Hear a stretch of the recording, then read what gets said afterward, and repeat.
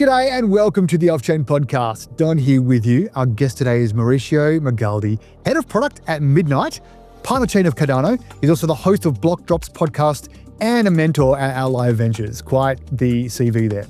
Previously a blockchain leader at IBM, Mauricio brings a wealth of experience in blockchain startups and product market fit. So we're really excited to speak with him about Midnight, about Cardano, and how they're solving the privacy dilemma in Web3. Let's dive in.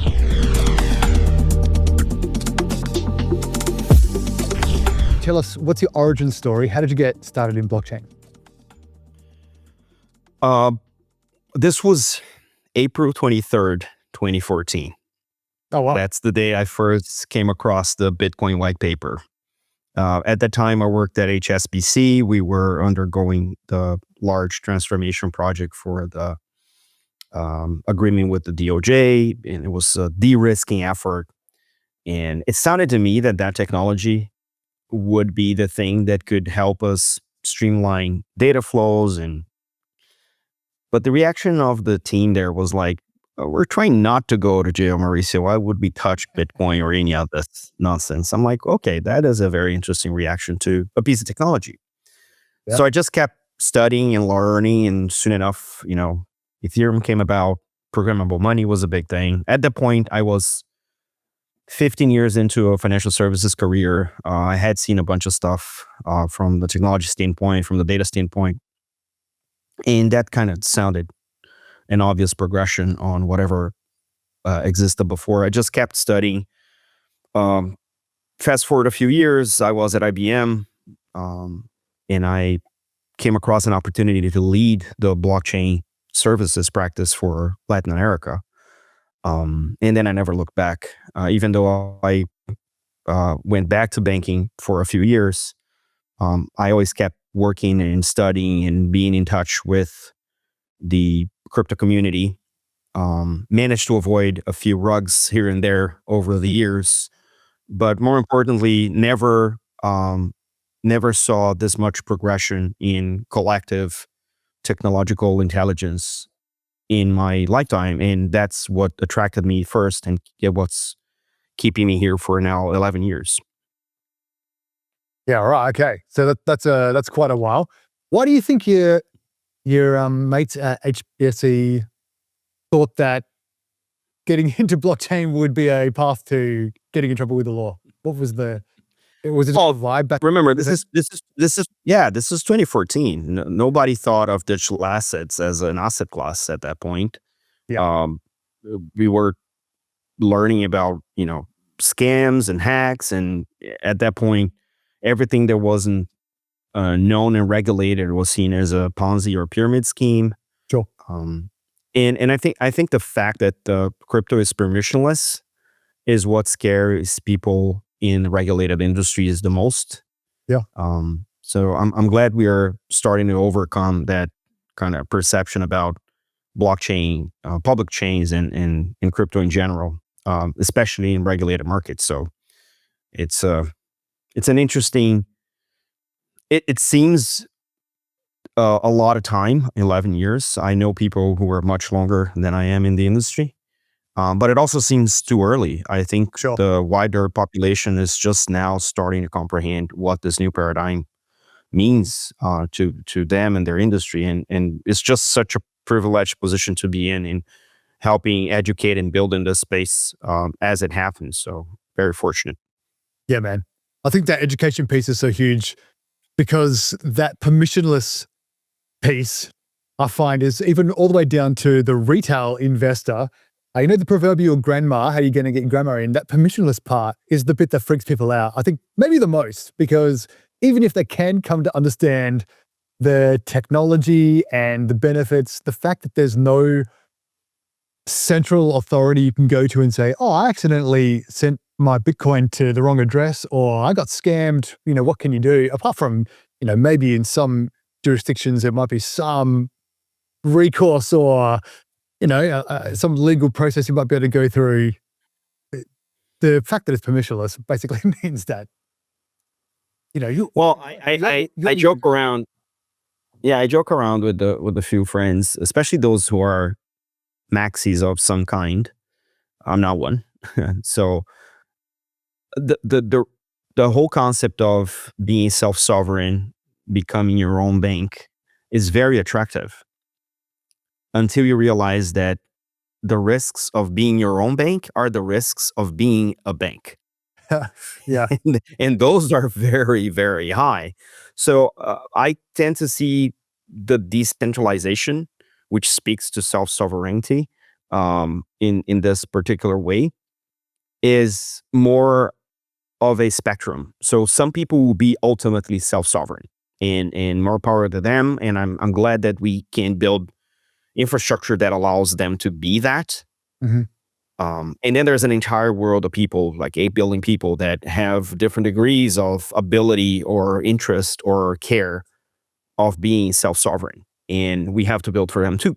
So I think as the industry evolve and the infrastructure also evolves and the opportunities are identified and captured by builders of all stripes, Mhm. I think we'll see a lot more retail adoption across that spectrum, which is starting to show. I mean, if you think about what the current state of stable coins, like if you look back 2 years, we wouldn't guess that there would be this many, and I will use this word deliberately, intermediaries in Yeah. stablecoin land that are absolutely enabling a wider adoption of the blockchain infrastructure. Because ultimately, you don't want to be dealing with infrastructure as an end user. You want services and applications that abstract that away from you. Yep. And for that, intermediation will happen. So the degree in which it happens is interesting. The regulation in which those things happen is also becoming increasingly more interesting.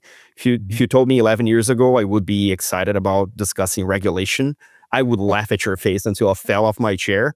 Yeah. But lo and behold, 11 years passed, and here we are getting excited about regulation.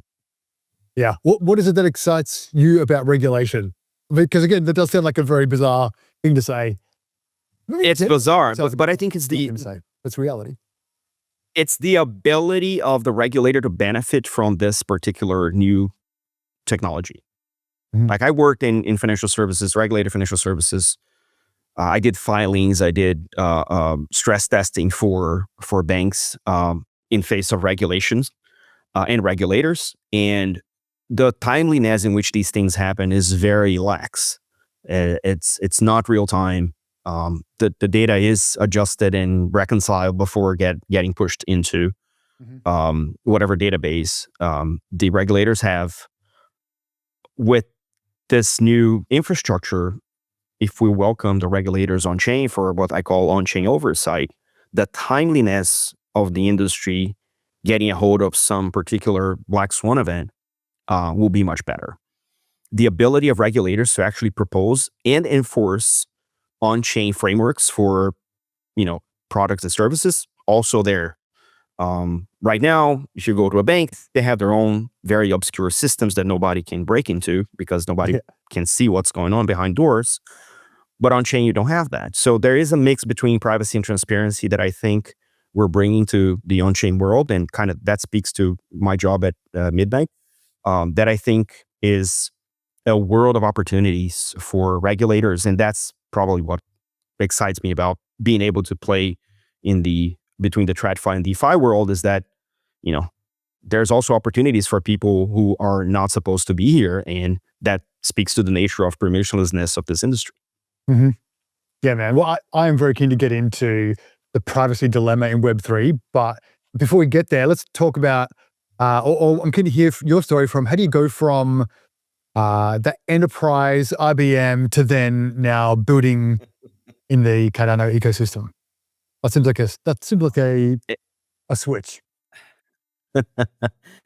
Maybe, maybe not. So I I approached the blockchain enterprise blockchain problem while at IBM, um, hopefully by first principles. So at times where I had a potential opportunity with a client on healthcare or health in general, I would always excuse myself and not take the call because I did not have a compelling solution for their data. I would never want to see medical records on chain on an immutable fully accessible public database. And that was a very interesting problem that we couldn't solve at the time. Even with the so-called permission chains or permission blockchains at the time, which were made by consortiums of companies that would run their own infrastructure that only they could participate on, the data on those platforms were public to them, which isn't a great story to tell, especially if you're in that type of industry. A few years go by, we have GDPR in Europe, we have LGPD in Brazil. I moved back into financial services and I took over as chief data officer in a few opportunities to implement those types of regulations. And privacy became a big thing in my understanding. If I was a data guy before, I joined crypto, and then that kind of habit, those habits don't die. And, the privacy aspect of it was something that forced me to think about, okay, blockchains are super transparent. That's great for many applications, but not for everything. But that was never central to me. But when I came across Midnight in the Cardano ecosystem and started understanding, even before joining the team, that felt like this kind of central potential holy grail of adoption where you blend the two sides of this. You're using a public infrastructure, meaning you don't have a consortium of permission people generating blocks, and you are able to program your own flavor of privacy as you use these tools.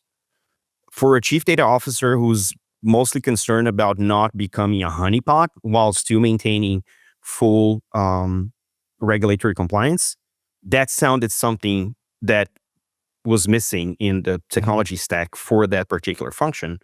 And then obviously when I had the opportunity to join the team and, be involved at the product capacity, that was, kind of, okay, I think I can do this work. And not only that, I'm very fortunate to be able to push this particular, point of the envelope forward. And that's where I think these two things blend. Me being a 10-year-old degen plus former chief data officer, and own self-starter research on the weekends, I think kind of blended to, put something together, which again, can't stress enough how privileged I feel to be able to work in it's the edge of innovation in a very innovative industry. So it's very, very much a privilege. What makes Midnight unique? Or what, maybe we haven't even really talked about, what is Midnight? Why does it exist and what makes it unique? Midnight is another brainchild of one Charles Hoskinson. As he tells the story, they had this epiphany when he was meeting with a bunch of cryptographers, and they realized that maybe there is such a thing as too much transparency, and blockchains cannot keep a secret. How can we build a blockchain that can keep a secret? So the reason that of Midnight is a blockchain that can keep a secret. And of course, that involves a lot of technology advancement and research. Midnight is built on top of 6 or 7 different papers that IOG, the company that built Cardano, wrote over the years that then put together in orchestration enable Midnight to exist. So that's why. If you think about public chain adoption, the use cases that I referred to when I was back at IBM, they were not possible then. We didn't have enough of an understanding of zero-knowledge cryptography to blend things in. And the way now Midnight exists is the ability to program what you want to be private and what you don't. And that ability to provide programmable privacy also means that you can programmatically be compliant in whatever jurisdiction you choose to operate in as a business by using Midnight as part of your infrastructure. So that is where I think brings all these worlds together. So given that vision, we're now building to execute on that vision in a variety of layers. I feel Midnight offers innovation in a variety of layers on the blockchain stack, and that will enable builders to run with it and build many wonderful things, which me being a person that builds for builders, I can't predict. There are many more creatives in the space that I can count, and they're potentially taking Midnight to heights I can't imagine at the moment. But yeah, that's kind of where these things come together in that space. So the why of Midnight, yes, a blockchain that can keep a secret. And what Midnight does is to enable builders to build apps with programmable privacy. Yeah. Was there a like a philosophical priority or trade-off when you're talking about those 7 different papers? There'll be other blockchains or other projects that might have 1 or 2 of those things. Lots of ZK stuff rolling around the blockchain space at the moment. Incorporating them all together, was that a philosophical challenge or a technological challenge? I don't think it was a philosophical challenge in the sense that these papers were developed and written and researched with that context in mind, like what needs to exist so Midnight can exist. I think that's I wasn't around at the time, but by going through the discussions with the research team, there is a common thread around those pieces. So absolutely, some of these papers actually generated other applications in other blockchain ecosystems. One of the papers we use that's foundational to our consensus architecture is Minotaur. And Minotaur gave also birth to Eigenlayer and the entire restaking industry in the proof of stake blockchain space. We're using that concept as part of Midnight because we also inherit security from Cardano towards Midnight, sharing the validators. So you stake ADA on Cardano, you get to get rewards from Midnight. So it's Cardano protecting Midnight, securing Midnight. So that's a very familiar concept if you're in the restaking space. We're doing this to launch Midnight as well. So yeah, those are all papers that anyone can go into the IO library of like over 200 papers and pick and choose from and build based on the concepts that they have researched and developed over the years. So I don't think conceptually this was a challenge. Technically it is, because the way Kachina works and having the ability to programmatically generate a proof or write a token with a piece of information, these are things that we haven't seen yet. The tokenomics that hopefully will come out soon on a paper will also describe the mechanics of what we had to develop to enable the metadata protection, which is something that I believe Midnight does fairly uniquely. And it's something that we kind of take for granted on the blockchain space. But if you think about it, if you can see all your transactions from forever, even if I don't know that wallet is yours, over time, there is a pattern of behavior I can infer from. And that's where I think Midnight plays a big role in trying to really protect the metadata of the transactions while allowing for programmable privacy to take place. So those are things that are very unique technically, and bundling them together and making sure that they can work in tandem and cohesively is probably where we spend most of our time. Yeah, man. What are some of the what's something in the application layer, or what are some of the verticals or industries that you think would most benefit from this particular piece of technology, or maybe some that have been kind of holding off on blockchain, but now this will actually open the door for the functionality that they really need? Well, the one that I hope is healthcare and health and life sciences. I think those are industries that have very complicated supply chains. Like, make no mistake, these are very complex supply chains. But they were unable to use blockchains now because every time they write a piece of data on the blockchain, it's immutable, it's there forever, and everyone can see it. Yeah.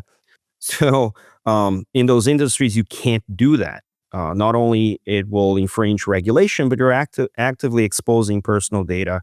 And what's more personal than your health records, right? So I think those are industries that will dramatically benefit from the enablements that Midnight will bring.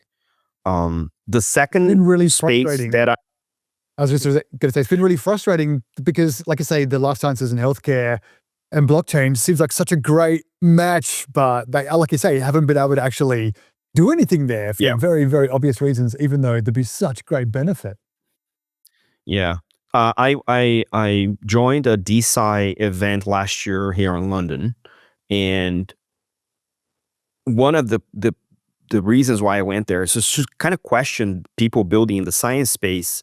Mhm. What are the use cases you feel you would be enabled to build on if you could just not have the concern about data privacy? Mhm. And I think the space there is significant. Right now, DeFi is more a play on DAOs and investment, which I think is important to progress research. But there's so much more in the science space that can be decentralized that I think Oh, Midnight yeah. will probably tap into that. The builders on Midnight will probably tap into that. The second one that I know for a fact, because that's my kind of origin industry, is financial services. There's obviously a play on identity and portable identity, which I think will be kind of in the run of the mill. But the second one is on the risk space. And we've been talking with a few CFOs from hedge funds and treasury desks where these are mostly leveraged industries. But every time you go for leveraging, you have to have a line of credit. And that line of credit is extended to you based upon your strategy or your risk profile. Today, they have to disclose what their positions are, what the assets they're invested on or shorting, what's the risk on each, what's the allocation and positioning. If you can provide the information about your portfolio without revealing your specific strategy to get that leverage, that's exactly what people will do. And that's one of the things that Midnight enables, is to get provable information provided to, say, a lender without necessarily revealing the underlying portfolio. And Mhm. we got a lot of interest from that section of the industry. So all the type of collateral management, both on spot and derivatives, I think will be something that we will see flourish in the ecosystem. And I think the third, which I was not expecting, and I was so happy to be wrong about it, was gaming. So All there right. are gaming architectures that would definitely benefit from the ability to use zero knowledge both for game state, but also for game assets. That I think, again, building for builders is such an incredible adventure because you're providing them with tools and they will come up with the amazing applications that they can build. So Mhm. I'm just very fortunate to be building for them. Yeah, man, that's really cool. How feel free to get technical. I mean, we no, actually, let's go back a level from technical. If you were trying to explain to the average internet user, so not again, not the proverbial grandmother, but also not a data scientist or a blockchain enthusiast, perhaps, but the kind of average person on the street who maybe even owns some crypto. If you're trying to explain the the concept of zero knowledge proofs or being able to prove you have, like you said, um, in the financial aspect, try to, you can prove that you have a particular um, anything without actually showing that thing. Prove you have a hand in your, whatever card game you're playing without showing your hand. How does that, So how do you explain that to someone? there's a video from Zuko from Zcash, that where he does that with a coin, with a flip of a coin, and it explains why zero knowledge proof is so demanding computationally. I'm not as sophisticated as he is, and I'm much more simple minded.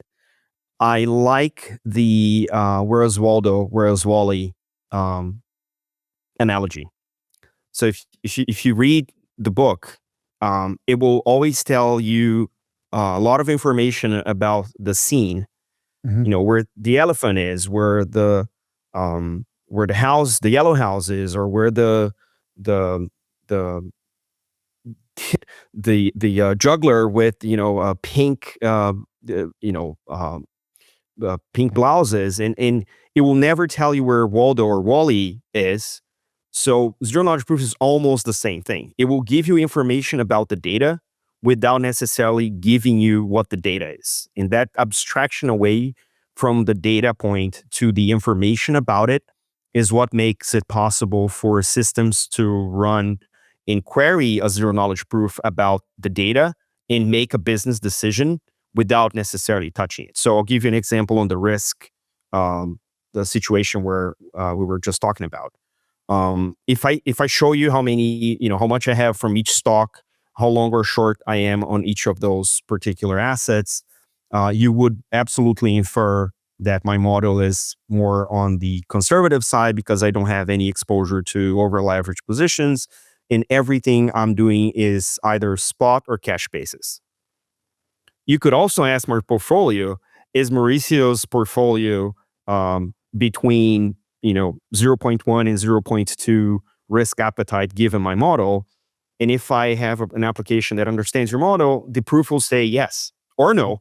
And you can make a decision based on that of extending a line of credit for me or not. So that is the type of abstraction that is very smart abstraction that zero knowledge proofs allow someone to do. So the Waldo example is like more of like a child play on the same, but it's the same thing. You end up finding Waldo just because you ruled out every other potential piece of information. And zero knowledge proofs work similarly when they kind of boil down a huge number of data points or a single data point even to a yes or no answer. So, obviously the easy way to do that is through centralization, right? There's somebody Right. who knows, it's behind a firewall or paywall or, it's not publicly available knowledge, or you can purchase that knowledge, for example, but somebody knows, there's an authority. How come it's taken so long? Why is it so hard to create privacy without defaulting back to centralization? Well, I think it's also because there are paradigmatic differences. When we're talking about centralization, what you're not talking about is the infinite list of trust assumptions. Because Mhm. if you're talking about centralizing, you're always talking about forcibly having an intermediary. Mhm. But ultimate decentralization is when you can run your own stuff and you can assert for your own data, and that goes into whatever other system. In the case of Midnight, it is a blockchain, but in the case of anything else running with zero knowledge proofs, is something else. So I would argue that we are very comfortable with centralization, and that's why it's always our first protocol. This is what we learn all the time. Mhm. There are hierarchies and authorities and authority figures and trust assumptions everywhere. And the good thing about building on blockchain, on the blockchain space, is that you have to think about everything as adversarial. And you have to build towards that. And you have to mitigate those corner cases to make sure that even in the most extreme adversarial scenarios, things can continue to function. And that is it is a completely different paradigm. And that's when I talk, especially when I talk to policymakers, regulators, and whatnot. I don't talk about the technology. I talk to them about the paradigm.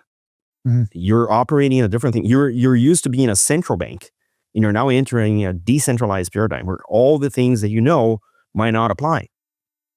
Some of the things that you're able to enforce in your centralized world are unenforceable in this new world. So how do you actually collaborate to break into something that you now have to understand? Because don't get me wrong, you do a great job at what you do now, but the context in which you're operating is changing. And if you don't change with it to understand it, you're going to be left behind. So that's where I think the paradigm is different. So yeah, you can absolutely have privacy. There are so many incredible centralized applications with fully homomorphic encryption and multi-party computation and whatnot. But then you have a trust assumption that the person or the company providing you that service is trustworthy, and you deposit that. Of course, it's always a trade-off, right? So by all means, I think what Midnight does is to push that kind of the possibility of that happening in a decentralized fashion to uh, the individual extreme, I'd say, with a few options in between. But ultimately, we would want to see companies that run trusted execution environments and NPCs and other types of hardware environments to also benefit from operating with Midnight. Why not? Right? They are specialized in the space. Why not take their offering and make them decentralized to play with the new paradigm? So I think there's a big opportunity for, many people across the stack to be involved, and ultimately the users will benefit.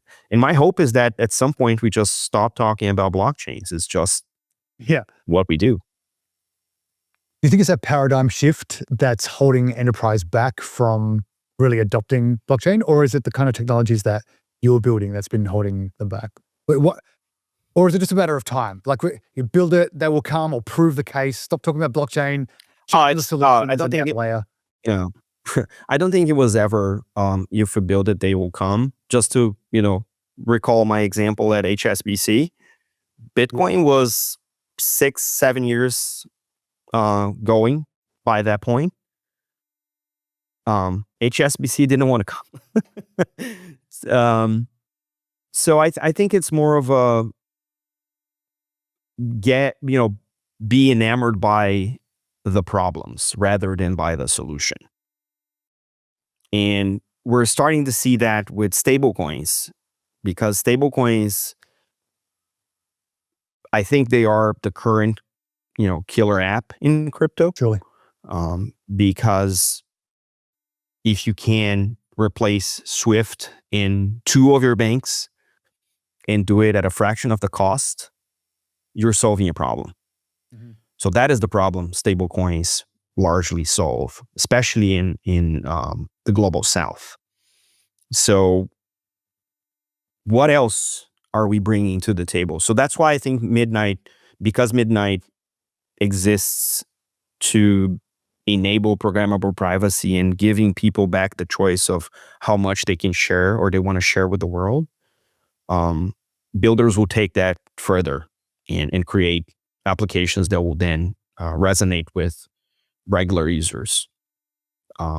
So I don't think adoption is being hindered by time or the paradigm. I think change is scary anyway. Sure. And when especially when you're starting from very regulated industries, it is even more scary, because you're now not only positioning it towards builders, but also towards regulators. And, fact of the matter is that we don't want regulators to move fast and break things. So we can't afford that in the real world. Yeah. So yes, it took time. I think I wrote a thesis on mass adoption, Web3 mass adoption back in 2022, which I think is still valid, even though we've seen movement towards resolving for these 3 things. But the first one was user experience, right? You had a question just now about, my mom doesn't want to handle seed phrases. She's right. But also, what problems are the wallet solving for her or for any mom out there, right? So again, it's a matter of, are we solving jobs to be done? Just to echo back Clayton Christensen. If we're not, then we don't have the rights to build. But if we are, we have all the right to build. Mm-hmm. So I think UX, user experience, is definitely one. I've seen many things come in the recent months that are trying to solve for that. The second one is education, but not in the sense of, every user needs to understand what a proof of work is. I don't think that's what I'm implying. I think it's just understanding the risks and understanding how to participate. And education is not just for users, right? We're talking regulators here. We're talking builders. We're talking all sorts of different personas. And the more education, the more well-educated people are about the pros and cons and how to approach problems on a decentralized perspective, better solutions, will have, and more acceptance, I think, will emerge. And the third one was what I call regulatory integration, which I kind of alluded to as we were chatting. I think there are opportunities for regulators both to regulate what happens on chain and also to benefit from things that happen on chain. And I'm I can't believe I'm going to say this, but the BIS has a few initiatives that are very interesting in that direction. The MAS, the Monetary Authority of Singapore, has done incredible work on the DeFi space, on the regulated DeFi space on the same fashion. So, I think even though the thesis, I think, prevails, we've seen evolution in the recent 3 years that I think are pointing to, potential unlock of mainstream adoption in the next 3 to 5 years. What's going to stop that from happening? Obviously, the UX will get better because it has to. Otherwise, we die. What would stop those other two from happening, do you think? Is it just will? Well, I don't think it's will. I think it's also alignment of incentives. Sure. Really.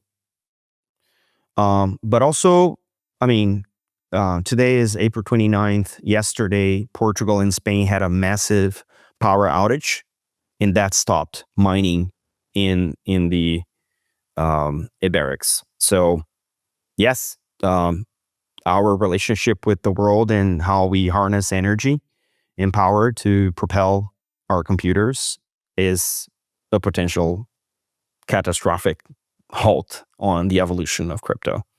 Man, I don't hear people talking about that enough. People in the AI space are talking about computational power and energy in particular a lot, and they're freaking out about it.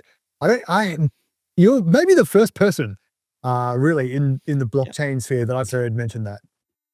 Yeah. It's so fresh, right? It happened yesterday. So I had many friends from Portugal and Spain that were stranded, off the grid for 12 hours or 18 hours, or however long that was.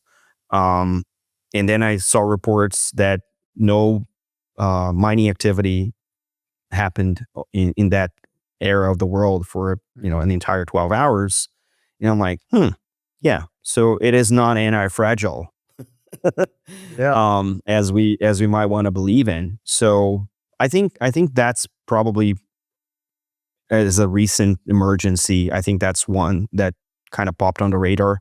But I think what indicated to me that the industry was here to stay was when the Bitcoin ETF was approved in the United States. Yeah. Because that was a very much of a signal of like, okay, this can't go anywhere now. Do I celebrate that that's where we kind of came of age? Probably. I would have hoped that it would be like this undeniable use case in a particular industry that was just Sure. like, oh my God, we can't come back from this now. But again, back to my earlier, I reckon it was stable coins that made blockchain undeniable, which then led to the ETFs. And now every second jurisdiction is talking about having a strategic reserve of Bitcoin. And it's, like I say, it's here to stay. But I'll back it back a little bit further to the stable coins. I reckon it is the killer app, like you said, but I think it is the thing that made the ETF a viable option. Yeah, I wouldn't disagree with that. I also think that because it touches on something that is seen as sovereign by many places, which is their unit of account. Yeah. The jurisdictions have now been forced to pay attention to this and come up with a framework and come up with an understanding. It is also a new tool for the US to reach into other economies, because 99 point however many % of the stablecoin supply is backed by US Treasury. And it has geopolitical implications for sure. So these are some of the things that I think are prompting other jurisdictions to step up. I had a very interesting conversation with Sebastian Wayne back in, I want to say 2020, 2021 on my show, where his analysis was so on point and so early that it's just spooky to me. He said, crypto regulation will be the new battleground. All right. This is like 2021. I'm like, oh my God, you're right. Because the first jurisdiction to actually understand and nail and enabling and protecting regulation for Mm-hmm. Web3 builders will attract capital, will attract innovation, will attract prosperity. It's such an obvious thing. And I have yet to see one that is moving towards that direction, but I'm pretty sure that we'll see the first one actually really button down what the framework is and even Yeah. come on chain, as I was alluding to, that by that point, then it will be undeniable. And then it will be like, oh my God, everyone needs to fall in line, or, we'll see just an exodus of brain power to build new things elsewhere. And I don't think I moved from Brazil to the UK because of the opportunities. And I'm now seeing people moving from the UK to the US because of opportunities in the same fashion. And I think more countries will have to come to terms with like, okay, this is the strategic thing. Other than the strategic reserve, which I think is like some of them monetary protection, I think in terms of long-term prosperity and, just harnessing talent.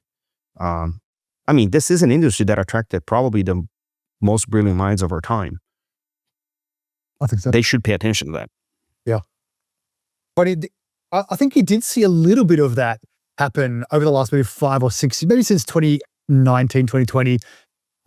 Mass, like you mentioned, in Singapore, it seems that was going to be a particularly favorable jurisdiction. So people started moving there or moving their companies there. And then, Middle East, UAE, Dubai, people started moving over there. Miami, people started kind of moving over there, but then obviously a big question mark over the United States at the time. So I think at a kind of a micro level, we've seen a little bit of that kind of, people chasing those favorable regulatory zones. And so I think, like you say, the first one that really nails it is just going to gobble them all up, I reckon. Especially if the money is there already. Well, and it's also it's not great. A regulatory arbitrage is a problem because it exposes consumers, right? If I'm jumping around from the US to the Caymans to Malta to Gibraltar to the UAE to Singapore, and like if I'm hopping around as a builder and I have global businesses where anyone can be a consumer, which is what crypto really is. Who protects the consumer if I fail them?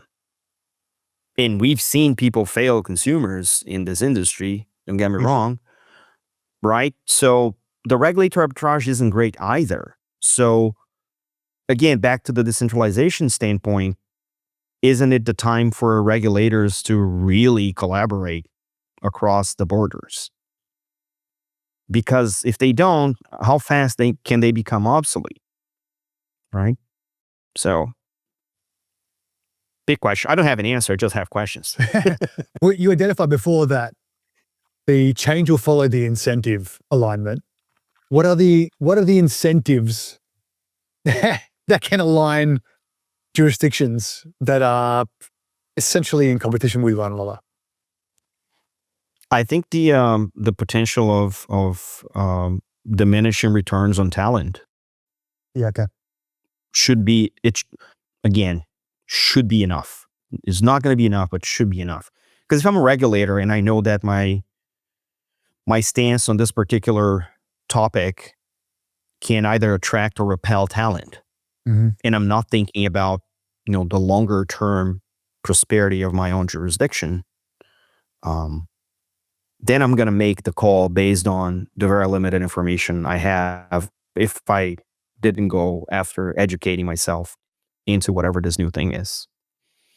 The more they read, the more they interact with the industry, which is absolutely my hope and stance wherever I am. I'm 1,000% open to talking to regulators and educate them however I can. If they are open to collaborate with the industry, I think the stance is changing. So maybe not the best example, but the probably more glaring example is that there are many people in crypto that attribute Donald Trump's victory on crypto. And it might be the case. I don't have the data, but if you talk to them, they have 100% certainty that he was the crypto candidate. And I know that the US is a little bit different because they have this kind of whole single issue voter kind of mindset. Mhm. But that's another example of an industry rallying to try and influence, potential outcomes in their favor.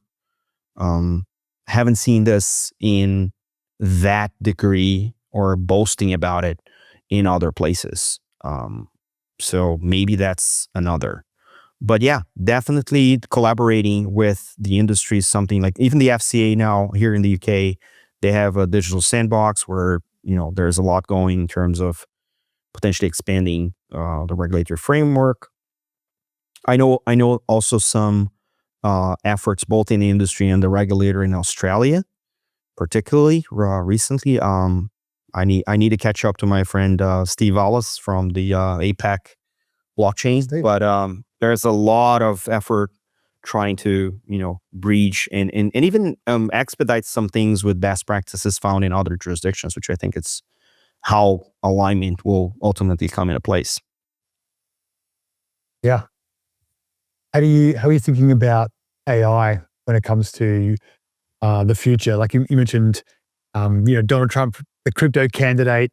AI maybe has more users worldwide than blockchain, at least people who know they're using blockchain. But it certainly doesn't have the same kind of community that blockchain or crypto does. It doesn't kind of doesn't evoke the same kind of emotional response from people who are maxis or diehard fans or even just invested themselves. How are you viewing AI? Is this a threat to blockchain? Is it a threat to privacy?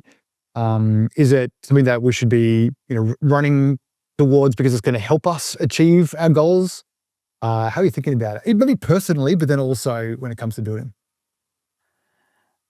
Well, I think AI is only possible today because we spent the last 30 years volunteering our data in exchange for very questionable, quote unquote, free services. Yeah, yeah. And we never got a dime for it. And we won't. Our data that's out there is gone. Like Mhm. whatever LLM will consume it, we can't do anything about it. Now, from now on, how does that play? So that's where I think there is a big convergence between AI and blockchain. I have a tagline I keep repeating, AI needs blockchain. And I think AI needs blockchain more than blockchain needs AI, but they ultimately can and should coexist. When we talk about incentive alignments and we have our data on the blockchain, let's say Midnight is very much widespread. People are using it because it has enabled programmable privacy. Now people can decide whether they're going to offer their data to an AI model or not. And they're not forced to. But if they decide to offer their data to the internet or to AI, what is the incentive model for them to do so? It's not free anymore. You have to pay for it. What does that look like? Do you really think that all of this AI advancement would have taken place if it wasn't for 30 years of free data that they can scrape from the internet? Probably not, right? Yep. Probably you wouldn't have enough corpus to train all these models because you wouldn't have access to that data. The so-called deep web, or the web that exists behind logins and paywalls and whatnot, that data is being largely protected from being scraped, bar leakages. Let's be real. But the public data on the internet is all there. Right? Every social media photo you've ever posted because you wanted, the dopamine rush from the likes and the engagement, you traded that short-term satisfaction to a permanent place in an algorithm somewhere that you will never be able to be paid for.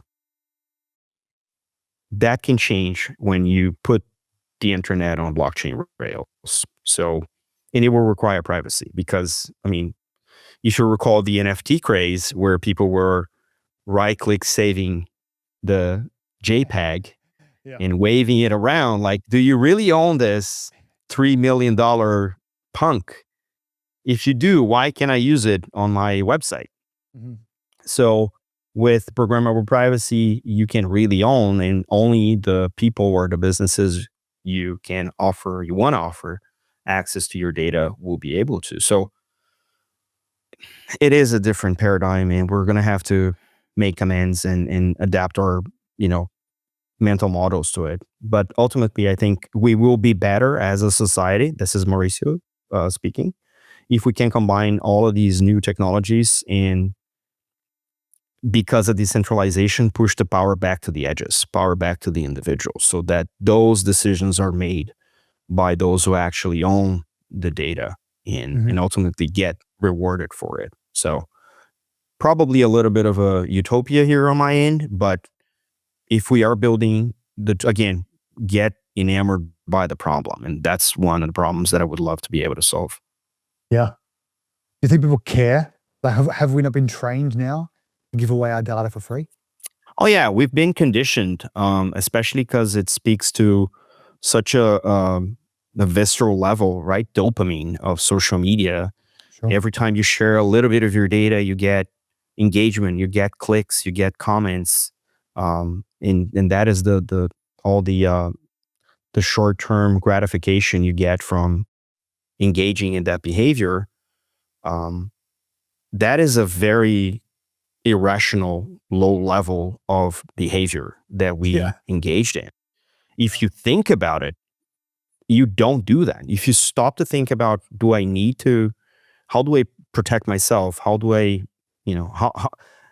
I'm a very public person, and to a very large fault of my own, I'm pretty sure that there is enough material about me on the internet for people to actually build an avatar of Mauricio with my voice, with my likeness, For sure. and just create a video somewhere of me saying some egregious thing, which ultimately will be very hard to differentiate whether that was me or that was just a collection of data about me over the internet that enabled an engine to regurgitate some wild thing that I would never say, but now I did, And how do I protect myself, right? It has to have a very low level data structure on the internet that would enable me to prove that that's not me. And if something is created with, my data or the data that I own, then I'm getting paid for it in some shape or form. So yeah, we could go hours into this in lock, just kind of try and unlock what the scenarios are going to be. But on the other end, the builders on AI are very much keen on continuously repeating the model of extracting value from our data without recourse or without rewards. So it's going to be a tense battle of the tech, I guess. But again, that's why we don't want the regulators to move fast and break things. As a society, we kind of still depend on level setting, which I think is the bigger role of regulators, is level setting, leveling playing field, and ensuring that there's fairness in industries where they may not be. So yeah. Sorry, I probably rambled a lot on this one, but those are things that like you said, if we have more keep time me up at night to kind of pull on some of those threads. But I do want to focus back in on midnight before we run out of time and ask, what are you most excited about for the remainder of 2025? You don't have to share any secret stuff you're working on, but what's the public stuff that you can share, or the stuff that you're most excited about? We're pushing for a mainnet this year, so I think that's on everybody's minds and on the team. And all the work we're doing is to optimize for launch. There will be this very unique airdrop. Charles calls it the glacier drop, which is very ambitious in terms of the eligible wallets. I think the calculation is between 35 and 37 million wallets that will be eligible to claim the glacier drop when midnight launches. So all of this is, and none of this is trivial. Everything we're building is new. Most of it, if not all, will be potentially repeatable for other partner chains in the future. So yeah, these are all the things that we're excited about, and I'm eager to meet builders interested on midnight. We had a good run in Paris Blockchain Week. I met quite a number of builders either already building or interested in building on Midnight. We've been on testnet for about a year now. So yeah, we build for builders. We want to hear from you. What are the problems you're trying to solve that you haven't been able to solve anywhere else? And hopefully we can, walk you through how to do that on Midnight. So absolutely, that's kind of where the priorities are this year. Are there any particular verticals or problems that you're keen to see solved, or that you, what kind of builders are you most excited about, or you just want to speak to all of them? Well, we're not cynical about it. We know that the Web3 builders are the first ones that will pop in, and we're equipped to support them. One of my teams is the DevRel team, the developer relations team, and we do monthly hackathons. We do on-site hackathons. There's a whole education piece coming. So shout out to the DevRel team. But I, because of my background, I wonder who's going to be the first enterprise application building it. I would love to see enterprise software like SAP, HubSpot, or Salesforce, one of the largest SaaS platforms, find ways to leverage Midnight in ways that they haven't been able to do that with other blockchains. And it would be very interesting to see what use cases on the enterprise side would come out of that. So but this is me talking through my elbows. I think this is just the ambition that we have for Midnight, is to be the most famously unknown piece of internet infrastructure. That's awesome. Last question for you. We ask every guest this question. Just an opportunity to learn maybe some of the way that you think personally. What's your most contrarian view? So could be to do with blockchain, or really, anything at all, where you see most people are, traveling in one direction, but you're way more interested in another direction, or everyone seems to think one way and you just aren't convinced. Well, that's a tough question. I tend to change my opinion based on data, and because I do my podcast every week, I have a lot of data. But definitely, that would be unfortunately a contrarian view in this. I am of the opinion that as Midnight launches, there will be increasingly less space for permission chains. Oh yeah. Because why would you? The reason for them to exist and the justification will no longer apply, and the business case for them would also be uninteresting. So it's probably the case that Midnight it kind of inaugurates the dawn of the enterprise permission blockchain. I could be wrong. I'm not building because of that. But I've seen enough of those use cases over my career to understand that they are either very, very niche or very, very expensive. And the ROI hasn't proven to be achievable. There are a few out there that still persist, but ultimately, if they don't need to play with the privacy of the data and they can just use an infrastructure that is available to all, why would they invest that much capital to build something that only they can play with? So that's one potential angle in this, hot take or contrarian take from someone who actually worked on that primarily for a few years. Is that going to be something that people can just run an update or a fork or a pivot, or is this going to be? Or just deploy an application on the new chain with the programmable privacy enabled, so they can do whatever they need to do based on zero knowledge proofs.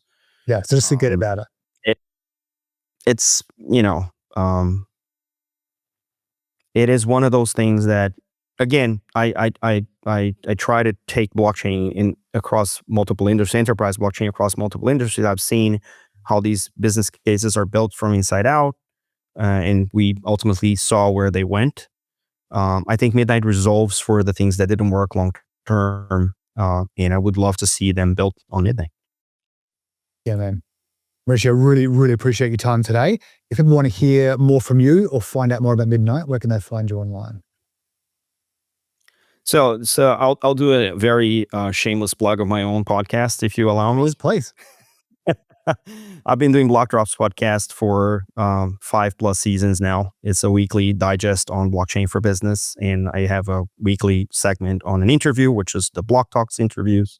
So that's one if you want to check out, my sometimes contrarian, sometimes not, as my hot takes or whatnot. BlockDrops Podcast is where to find that. And for all things Midnight, you go for midnight.network is our homepage, and all the documentation about Midnight and how to build and how to get involved with the community is on docs.midnight.network. Our DevRel team is eager to support builders of all stripes as we ramp up for launch. And if you have opinions about Midnight, our Discord is also available. So jump in and let's just chat. Awesome, man. Really looking forward to the lead up to launch and seeing those things that you've spoken about really coming to fruition this year. Awesome. Thanks for having me again. Appreciate it. Thank you for joining us today. We hope you enjoyed this episode of Off Chain. We love bringing you great guests like Mauricio and hope we've inspired you to think more about Web3, about technology, about finance in the future, and how we might build it together. As always, please like, subscribe, or better yet, share this episode with a friend and help us spread the word. And join us again next week for another great episode of Off Chain with me, Don. And until then, take care.